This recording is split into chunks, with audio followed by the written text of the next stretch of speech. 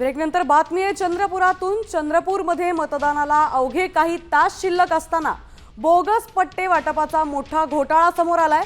निवडणुकीच्या तोंडावर मतदारांना आकर्षित करण्यासाठी भाजपच्या माजी शहराध्यक्षाने चक्क महापालिकेचे बनावट शिक्के वापरून खोटे पट्टे वाटल्याचा खळबळजनक आरोप करण्यात आलाय। पालिकेच्या चौकशीत हे पट्टे बोगस असल्याचं सिद्ध झालंय। तर या प्रकरणाने आता राजकीय वर्तुळात मोठी खळबळ उडाली आहे। या घटनेमुळे प्रशासकीय भूमिकेवरही आता प्रश्नचिन्ह उपस्थित होत आहे। म्हणजे खोटे सिक्के वापरले, बनावट पट्टे तयार केलेत, बनावट पट्टे तयार करून ते वाटप केलेत आणि लोकांना फसवलं। याला कुठल्या हालती सुटता कामा नये, याच्यावर कारवाई झाली पाहिजे।